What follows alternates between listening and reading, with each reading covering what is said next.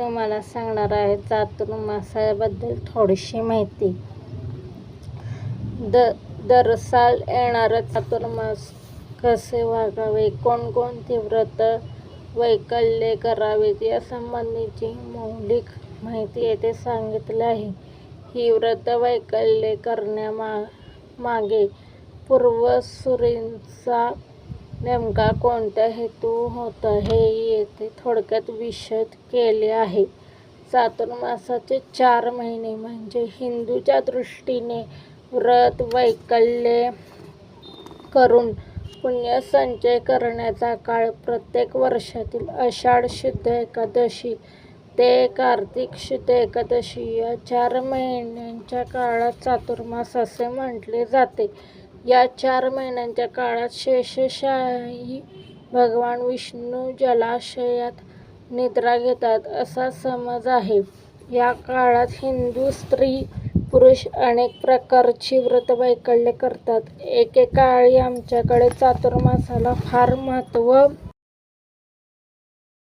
परंतु काळ बदलला आणि चातुर्मासाचे महत्त्व कमी होत चालले. तथापि अजूनही बरेच भाविक हिंदू या काळात शक्य तेवढी व्रत वैकल्ये करतात. त्याचप्रमाणे दाढी न करण्याचा नियमही अनेक जण पाळतात. एकदा देवर्षी नारद मुनींनी लोकपिता ब्रह्मदेव यांना असा प्रश्न विचारला की, हे सृष्टिकर्ता, चातुर्मासाच्या काळात मनुष्याने कसे वागले असता त्यांचे इहर परत्र कल्याण होईल. त्यावर लोकपिता ब्रह्मदेव यांनी नारदांना त्या संबंधीची सविस्तर माहिती सांगितली. ही माहिती स्कंद पुराणातील ब्रह्मखंडात विस्ताराने ग्रथित करण्यात आली असून तीच या ठिकाणी सारांश रूपाने देण्यात येत आहे. मानव जन्माचे महत्त्व. आता मी तुम्हाला सांगणार आहे मानव जन्माचे महत्त्व.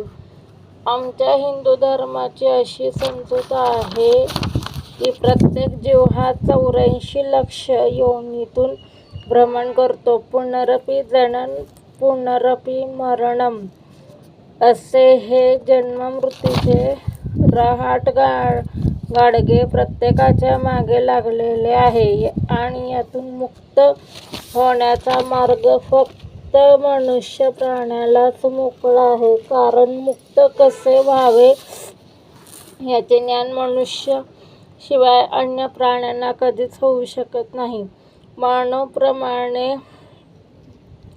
प्राण्याने जर का सद्गुरूंच्या मार्गदर्शनाखाली योग्य पद्धतीने अभ्यास केला तर त्याला कोहम पासून सोहम पर्यंतचे ज्ञान प्राप्त होते आणि तो अंतिम जन्म मरणाच्या फेऱ्यातून मुक्त होतो. अशी ही आमच्या सनातन वैदिक हिंदू धर्माची शिकवण आहे. अर्थात यासाठीही प्रथम उत्तम कुळात जन्म होणे महत्त्वाचे आहे. केवळ मानव योनीत जन्म झाला म्हणून कोणी या मार्गाने मुक्त होईल असे नव्हे.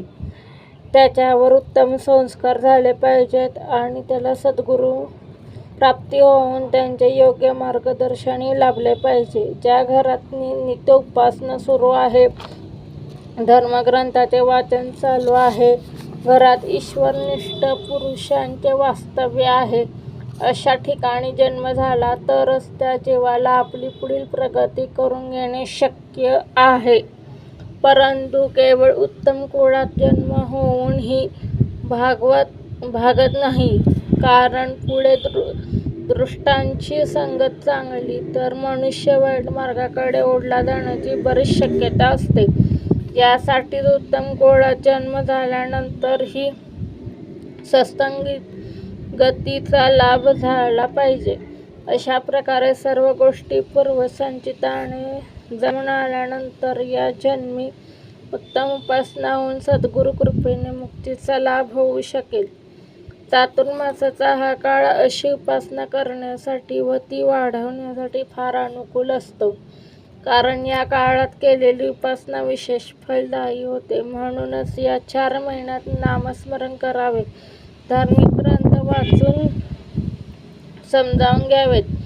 शरीर आणि मन यांना शिस्त लावण्यासाठी काही नियम करून ते पाळावेत. त्यायोगे मनाला संयम करण्याची सवय लागते आणि ते अधिक प्रभावशाली बनते. आता या काळात कोणते नियम पाळावेत आणि कोणती व्रते आचरावीत याबद्दलची माहिती पाहू. स्नान महात्म्य. या काळात भगवान विष्णू शेषावर बसून जलाशयात निद्रा घेत असतात. त्यायोगे त्यांच्या स्पर्शाने पृथ्वीवरील सर्व जलात त्यांच्या तेजाचा अंश उरतो आणि ते सहजिकच अत्यंत पवित्र बनते. म्हणून या काळात सरोवर, समुद्र, नदी, तलाव इत्यादी ठिकाणी स्नान करणे अतिशय पुण्यकारक समजले जाते. त्यायोगे शरीर शुद्ध होऊन सहस्रावधी पापांचा नाश होतो. त्यातही समुद्र संगम, नद्यांचा संगम, त्यांच्या प्रकारे गंगा, यमुना, गोदावरी, कृष्णा, नर्मदा आदी पवित्र नद्यात स्नान करणे विशेष शुभ समजले जाते. हे स्नान सूर्योदयाच्या वेळी करावे. चातुर्मासात 15 दिवस गोदावरी नदीत जो नियमाने स्नान करतो तो मृत्यूनंतर निश्चितपणे विष्णू लोकात जातो, असे ब्रह्मदेवाने नारदांना ठामपणे सांगितले आहे.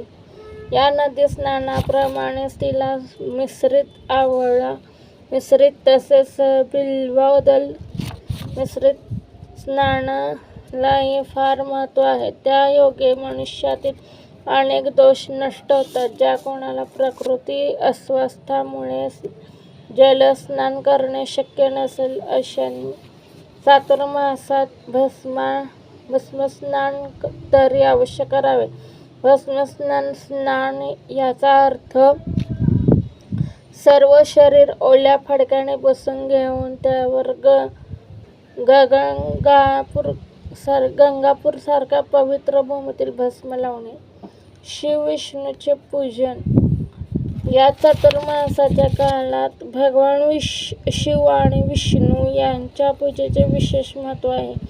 श्रीहरीच्या षोडशोपचारे पूजेसाठी पुरुष सूक्तातील 16 ऋषांचा उपयोग करावा. म्हणजे त्यातील ऋचा म्हणत एक उपचार करावा. तसेच विष्णूंची तुलसी दळे वाहून नित्य पूजा करावी.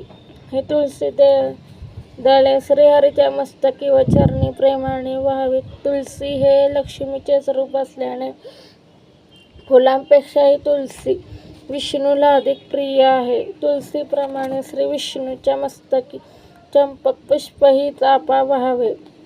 सुवर्ण पुष्प या नावाने ज्याचा उल्लेख पुराणात आढळतो तेच हे चंपक पुष्प. फूल व तुलसी दालाबरोबरच श्री विष्णू पुढे रोज शुद्ध तुपाचा दिवा निरांजन लावणे हे देखील भगवंताची प्रीती संपादन करण्याचे उत्तम साधन आहे. या काळात श्रीहरीपुढे एकदाही दीप न लावणारा मनुष्य खरोखर दुर्दैवी म्हणावा लागेल. या काळात विष्णूचेच प्रतीक असलेल्या शालिग्रामाचीही पूजा करावी.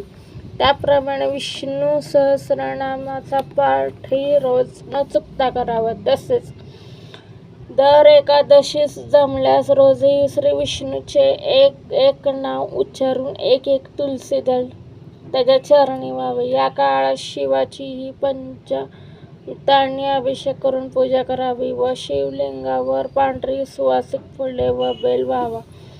त्यांच्या पुढेही रोज शुद्ध तुपाचा दिवा लावावा. जपाचे महत्त्व.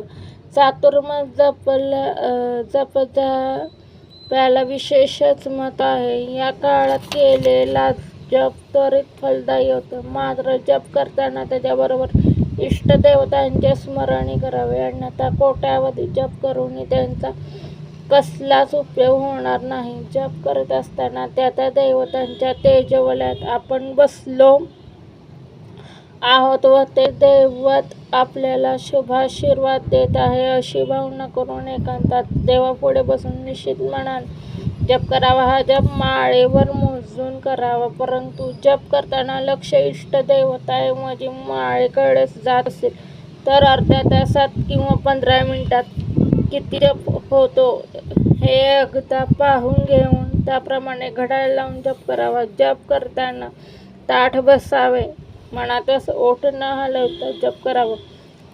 आजारी व वृद्ध व्यक्ती नियंत्रणावर पडून जप केला तरी हरकत नाही. जपामुळे चित्तशुद्धी लवकर होते.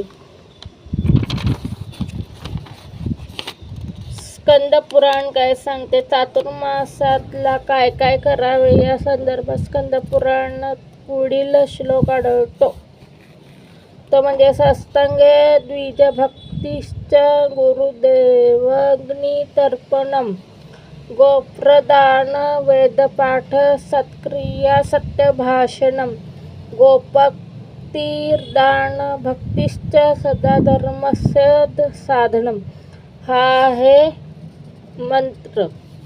याचा आशय असा आहे की या काळात संसर्ग करावा, आपल्याहून श्रेष्ठ साधकांच्या संगतीत राहावे, कारण त्या योगेच आचरण शुद्ध राहून उपासनेची स्फूर्ती मिळते. त्यांचे अनुभव ऐकावे, त्यांना आपले सांगावे, आपल्या आध्यात्मिक शंका त्यांना विचारून त्यांच्याकडून त्यांचे निरसन करून घ्यावे. त्यांच्याशी शेजारी बसून ध्यान धारणा व जप जाप्य करावे. संगतीप्रमाणे संत ग्रंथांचे वाचनही महत्त्वाचे आहे. श्री गुरुचरित्र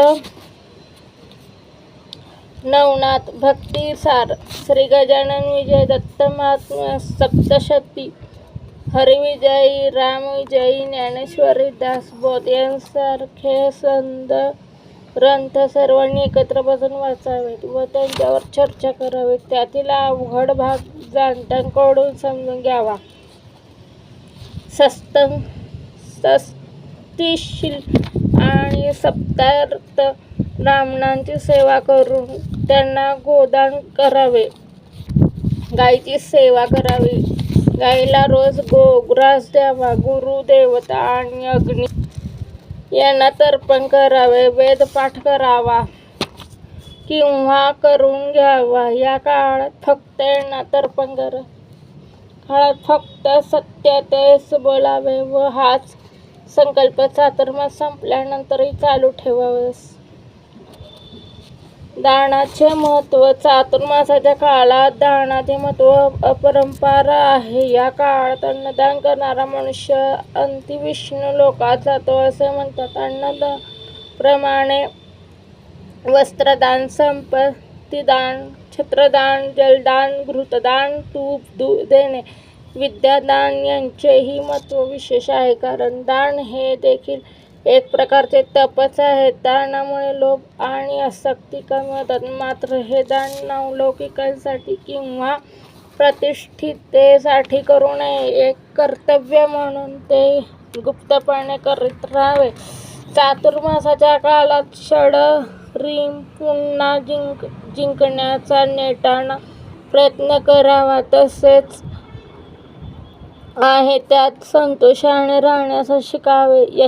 यादृच्छा लाभ संतुष्टा हे भगवंत गीतेतील वाक्य.